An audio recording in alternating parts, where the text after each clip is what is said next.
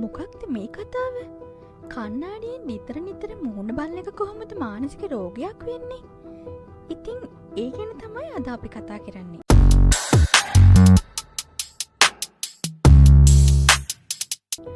අපි මේ රෝගයට කියන්නේ කායික කායරූපික අක්‍රමතාව. නැත්නම් කායික ඩයිස්මෝෆෝබියාව. බොඩි ඩිස්මෝෆික් ඩිසෝඩර් කියලත් හඳුන්වනවා. ඉතින් මොකක්ද මේ බොඩි ඩිස්මෝෆික් ඩිසෝඩර් කියන්නේ? බොඩි ඩිස්මෝෆික් ඩිසෝඩර් කියන්නේ අපේ මුළු ශරීරය ගැන හෝ ශරීරයේ එක් කොටසක් ගැන ඍණාත්මකව සිටීමේ යම්කිසි රටාවකට හුරුවීම තමයි මේ තත්ත්වය තුළදී අපි දකින්නේ.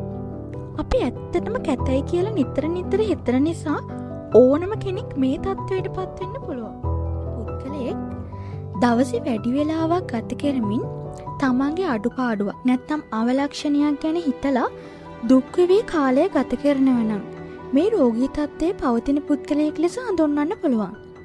මේ පුද්ගලයන් තමන්ගේ මුහුණේ ස්වරූපය, ඇඟේ හැඩය ගැන, මුහුණේ ඇති ලප පිළිබඳව බඩ වැඩි එක, මම අරයට වඩා ගොඩක් කෙට්ටුයි, මම අරයට වඩා ගොඩක් මහතයි, මම කැතයි කියලා හිතන මේ ඍණාත්මක සිතුවිල්ල ඔළුවට ඇතුල් වුණාම ඒ ගැන පුද්ගලයා මුළු දවස පුරා ගත කරමින් කල්පනා කරනවා නම් ඕකේ දවසේ කාර්යභාරයට ඒක බාධාවක් වෙන විදියට කටයුතු කරනවා නම් ඒ වගේ අය බොඩි ඩිස්මෝෆික් ඩිසෝඩර් රෝගයට අයත් ලෙස සිතන්න පුළුවන්. මේ පුද්ගලයන්ගේ නැවත නැවත සිදු කරන චර්යාවන් අපිට දෙක ගන්න පුළුවන්. මොනවද? කොහොමද අපි මේ පුද්ගලයන්ව අඳුරගන්නේ? මේ අනුව කන්නාඩියෙන් නිතර නිතර මූණ බලන එක, කන්නාඩි රාශියක් තිබෙන ස්ථාන මග හරින එක, තමන්ගේ බාහිර පෙනුම වෙනත් අයගේ පෙනුම සමග සංසන්දනය කරන එක, මෙවැනි ලක්ෂණ නිතරම අපි පුද්ගලයෙක් තුළින් දකිනව නම් මේ රෝගය සහිත පුද්ගලයෙක් ලෙස අපිට අඳුනගන්න පුළුවන්. ඒ වගේම DSM-5 මානසික රෝග පිළිබඳ රෝග විනිශ්චය කරන සංඛ්‍යා විද්‍යාත්මක අත්පොතට අනුව මේ ලක්ෂණ වලින් යුතු පුද්ගලයෙක් අපිට හඳුනගන්න පුළුවන්. මේ වගේ පුද්ගලයන් කන්නාඩියෙන් නිතරම මුහුණ බලලා තමන්ගේ මුහුණේ අවපැහැය නැත්නම් අවලක්ෂණය පිළිබඳ නිතරම හිතලා කනස්සල්ලෙන් වැඩ කරනවා. ඒ වගේම වැඩක් නොකර ඔහේ කාලය ගත කරනවා. සමහර විට මම ගොඩක් කළුයි, මගේ දිහා කවුරුත් බලන්නේ නැහැ, අනේ මගේ කෙට්ටු, ඇඳුමක්වත් ලස්සනට අඳින්න බෑ, මේ වගේ නිතරම හිතන්න පටන් ගන්නවා. සමහර විට තුවාලයක් ඇතිවල පැල්ලමක් ඉතිරි වෙලා තියෙනකොට ඒ ගැන පවා ඕනවට වඩා හිතනවා.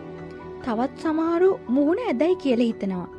ඇත්තටම හිම වෙනස්කමක් තිබුණත් ඒ ගැන ඍණාත්මක සිතුවිලි ඇති කරගෙන කනස්සලු ස්වභාවයෙන් ගත කරනවා. සමහර විට මේ ගැටලුව නිසා ඔහුගේ හෝ ඇයගේ අධ්‍යාපනයට නැත්නම් වෘත්තීය ජීවිතයට පවා බාධාකාරී ලෙස බලපාන්න පුළුවන්. ඒ වගේම මෙවැනි පුද්ගලයන් කන්නාඩි රාශියක් තියෙන තැන් මග හරින්න පටන් ගන්නවා. එයාගේ අවලක්ෂණ ස්වරූපය ගැන කනස්සල්ලින් ඉන්න නිසා ඒ පුද්ගලයෙක් පෞරුෂයට ඒක බලපානවා. ඒ වගේම තමන්ගේ බාහිර පෙනුම අනිත් අයගේ පෙනුම සමග නිතරම සංසන්දනය කරන පටන් ගන්නවා. ඔයාලා දැකලා ඇති ඔයාලගේ යාළුවොත් ගොඩක් වෙලාවට ඇවිත් කියනව නේද? මම අරය තරම්ම මහතද? නැත්තම් මෙහෙම මම අරයට වඩා නම් කෙට්ටුයි නේද කියලා. ඒ ගොඩක් වෙලාවට ඒ අය අනිත් අයත් එක්ක තමන්ව සංසන්දනය කරනවා වැඩි. ඒ වගේම එයා කැතයි කියලා හිතාගෙන ඉන්න අවයවය නැත්තම් ඒ ස්වභාවය පිළිබඳ අනිත් අය අවධානය යොමු කරනවා කියලත් එයාලා හිතනවා. නැත්තම් ඒ ගැන ඒ අය කතා කරනවා කියලත් එයාලා හිතනවා. සාමාන්‍ය ස්වභාවයට වඩා අසාමාන්‍ය ලෙස තමන්ගේ ඇඟේ හැඩය තියාගන්න දවසේ වැඩි කාලයක් යොදවනවා නම් එදිනෙදා කටයුතු බාධා වෙන විදිහට ව්‍යායාම කරන අයත් දකින්න පුළුවන්. දැන් අපි බලමු මේ රෝගය ඇති වෙන්න බලපාන හේතු මොනවද කියලා.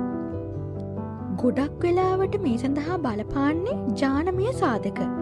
තමන්ගේ පවුල කෙනෙකුට මේ තත්ත්වය කලින් ඇති වෙලා තියෙනවා නම් ඒ තත්ත්වය ඇති වෙන්න පුළුවන් හැකියාවක් තියෙනවා. ඒක තමයි catastrophic thinking pattern එක. මගේ ළඟ තියෙන අවයවය නැත්තම් අවලක්ෂණය නිසා මට විනාශකාරී දෙයක් සිදු වෙයි කියලා හිතන්න පුළුවන් හැකියාව. අනිත් එක තමයි සමාජ මාධ්‍ය පිළිබඳව දැඩි අවධානයක් යොමු කිරීම නිසා අන් අයත් එක්ක තමන්ව සංසන්දනය කරලා මේ තත්ත්වය උග්‍ර වෙන්න පුළුවන්.